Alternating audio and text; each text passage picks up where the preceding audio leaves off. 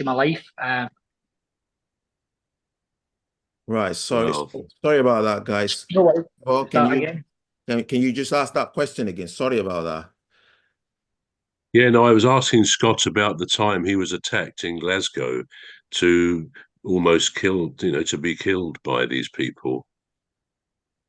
Yeah, so it's a story that's going to be featured in my book. I've been working on a book for the past 5 years, and we were hoping to get it published early 2024, but it's been delayed because I took back the play. So we're rewriting the ending to incorporate taking back production of the show. But yeah, the story's in the book, and it's basically a night when I was attacked by a local gang, and I was kind of beaten within an inch of my life, and I was only kind of saved probably from being murdered that night was by the local girls that kind of surrounded me and tried to protect me. And one of my friends, I got a guy called Craig Kelly that I grew up with, a childhood friend, that came back and he kind of he distracted the gang, so to say, and allowed me to hobble off. But my knee was all swelling out. My ear was kind of hanging off. I had to sew back my ear. I had scars all over the tops of my head from it. But yeah, and that was a big moment in my life because it meant I stopped kind of maybe going out as much and hanging around the streets, and I started to have more people in my house. Like my mum would allow me to have some of my friends up, and we would have a kind of nights in at the weekend in my house in Glasgow. So a big, huge impact. But gangs and knife violence in Glasgow is renowned. There's a history of it there, and I think everybody in Glasgow's got a battle wound or a story to share about that, and mine will be in my book. So yeah, that was that story. Wow. Hopefully, it hasn't affected your career in any way. I was interested in what you said about believing you have a higher power guiding your career. Can you say something more about that? I think that came about from the process of performing. If you're going out on stage and you're, if it's me and I'm thinking, right, Scott, we're going out to 3,000 people tonight. They've all paid a lot of money to come and see you. You better be good. You better not mess up. You better go out there and be great. And the reality is that's very difficult to sustain on a long-term basis. Particularly, we were in a show for 5 years. So obviously, in a 5-year tour, there's going to be nights where you're not, firing all cylinders and you're not at your best. And over the course of that period, there was bereavements with cast members and stuff like that, grandparents and stuff passing away. And on those nights, the show is never quite what we'd like it to be because people are processing things as human beings. And I think throughout the tour, I like to turn it over to a higher power. So I like to, the idea that you're a puppet out there, that there's a higher power that's coming through you and looking after you out there and guiding you through it. And the nights when it doesn't quite go as well as you'd hoped to, that's when you learn. So you've got to be grateful for them as well. So there's some brilliant nights, some magical nights when you have, the perfect show and everything that's supposed to happen the way it's supposed to happen goes that way. And then there's other times where it's not quite that, but you learn a lot those nights. And I think it's Yeah, yeah, always been tapping into a higher power is saying thank you for all the different lessons you learn. And even, I mean, in yeah. my journey, I built the biggest show in Scotland and I lost the biggest show in Scotland. And here we are almost 2 decades later, and I'm back doing the show.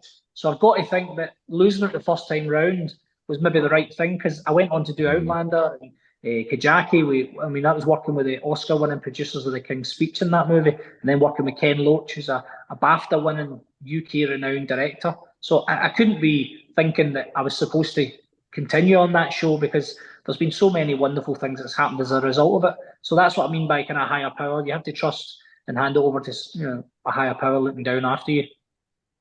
And as you say, we learn in life from our mistakes or from things that don't go so well, rather than when they do go well, because we think, well, nothing to learn there. So I take the point you're making. And that's what the drama on the stage is, isn't it? If you went to see a play and you just watched somebody's life and everything went great, there wouldn't be much drama in it. There wouldn't be much worth you going to the theatre to see it. So the idea is it's the highs and lows, the ups and downs, and the trials and tribulations that make life so interesting and so Mm. magical and challenging and all the other things. Mm. Have you ever sort of really dried up in a part, say on stage, and your lines have completely gone? I guess sometimes you have somebody, whispering an aside to you, but have you ever been in a really bad situation like that? Yeah, I mean, doing the play, singing I'm No Billy, He's a Tim, it's a football play. So it's two guys in a prison cell and they're arguing in different ways about the same things for and 90 minutes. And one of the nights in the Glasgow Citizens Theatre, a really famous theatre in Glasgow, we were on for, I think we're doing 7 performances in a week, and it must have been performance number 5 maybe, and I scored a goal in the show in the wrong half. So I scored a goal, and I was in the wrong half because something had happened where the other actor must have said something to me, and I've read it as we were at a different bit of the show. Bear in mind, we've been doing it sometimes 2 times a day. So sometimes you say something on stage and you think, I've already said that. No, it was yesterday I said that, or it was this morning. And so I scored a goal, and thankfully, like you say there, this is where your guardian angels look out for you. I looked across at the other actor, and I knew from his face that we're not supposed to be scoring goals yet. and he covered me. You know, we made it offside. We made that the goal was offside, and we were back on the right track. You know, kind of. So, and probably the audience. But I suppose that's why the audience go. The audience go to see live theatre because it is, the day is it's live theatre. Anything can happen, and that probably goes back to about the training. I worked on the military movie Kajaki, and the guys chat about the training, and the phrase they use is the training kicks in.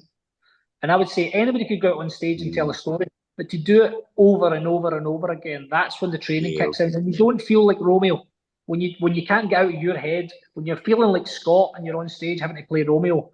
That's when you need to be able to use your training and everything you've learned. Now, if you went out there, I'm sure you both could go out there, and if you really, on a good night, and you really believed you were Romeo and you felt it, you could be a great Romeo. But could you do it in the West End, 10 shows a week, kind of all the time? That's where you need your training. So that's and there's techniques you learn about being on stage that help you when things go wrong, and having a really good team. That's really important. And probably the audience don't even spot these mistakes if it's done, if your training kicks in. Even my mum that night was saying, "Oh, that was a really interesting, but I like you did that." And I'm like, "That was a mistake." Very good.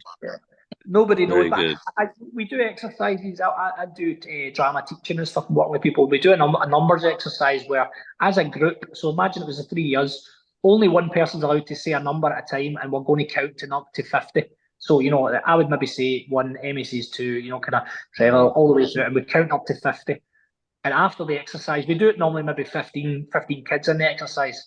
And what we're saying is silence is safe. If you're not sure, you can stay silent, right? That's fine. And only speak if you think the other people in the group are giving you permission it's your turn to speak, right?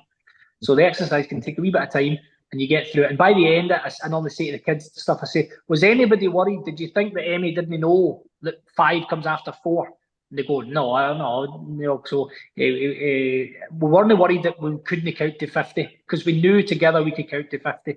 Well, it's the same with the play. When you're in rehearsals, you're telling a story as a team. And if something goes wrong, the big thing is when you're a team, you don't need to panic. Someone will fill in, someone will fix it, someone will realise you're having an off night or you've forgot something. I'll just say it, or I'll just, if you walked on the stage and you forgot the coins you needed, somebody might throw them on. So I mean, something like that. So but that's why you do all the exercise and all the training to build up for those moments. And sometimes for those nights, those are the nights the audiences chat about when they meet you years later. I was in the night, something wrong. That's a claim to fame. They want to You have to know how to ad lib. That's the point, isn't it? Really, spontaneously. Yeah.